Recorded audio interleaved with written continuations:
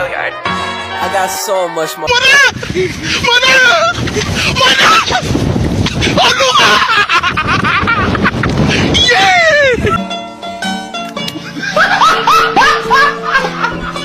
Are you ready, kids? Aye, aye, Captain! I can't hear you. Aye, aye, Captain! Oh!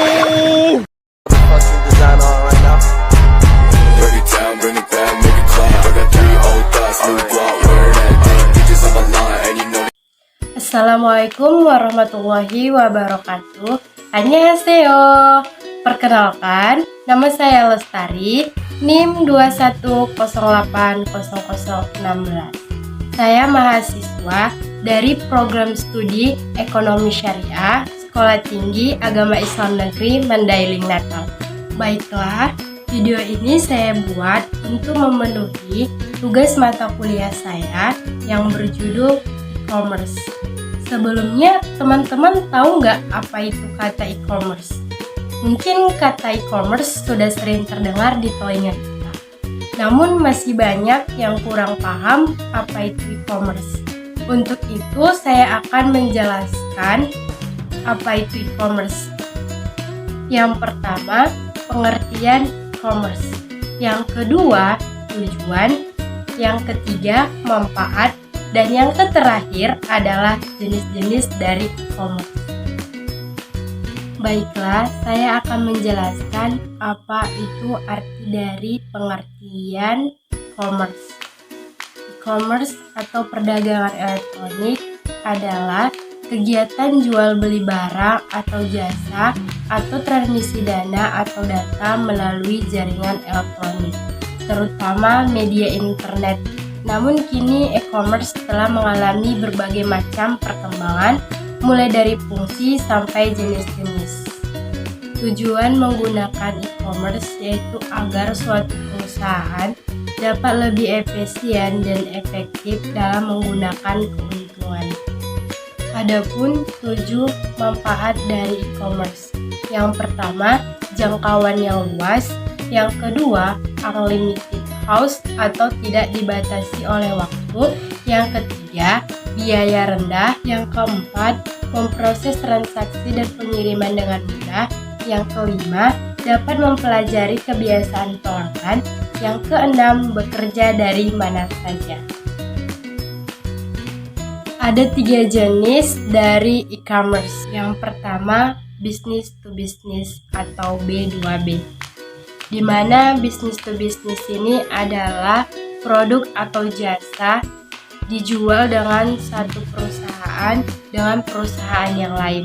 Contohnya e-commerce business to business adalah Indo-Trending, Kawan Lama, Inderwalk, MBIS.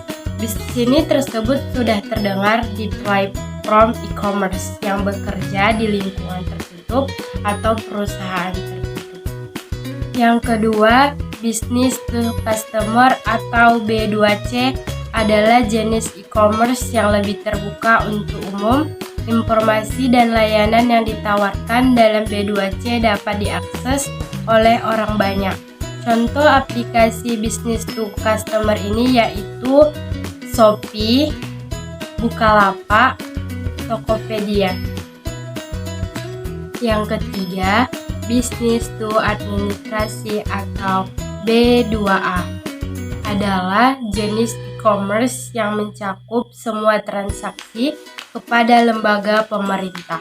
Beberapa contoh web administrasi publik adalah www.pajak.com, www.bpjskesehatanonline.com, www.aliansi.com.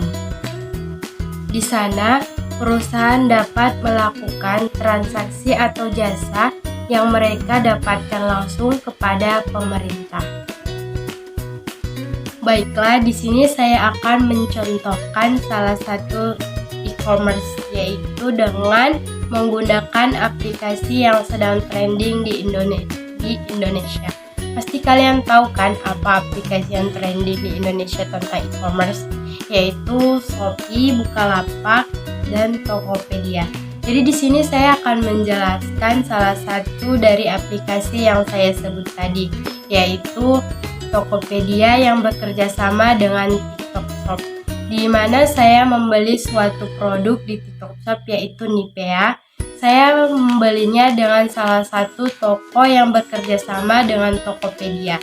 Saya membeli Nivea ini dengan sangat teliti. Saya melihat ulasan dari toko tersebut, di mana ulasan itu yang para konsumen yang membeli suatu barang di toko tersebut dengan rating yang sudah saya anggap untuk memuaskan untuk saya.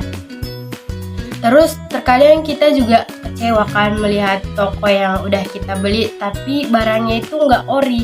Jadi kalau misalnya kita melihat barang yang ori kita gunakan itu, jadi kita harus melihat toko itu dari ratingnya dan penggunanya.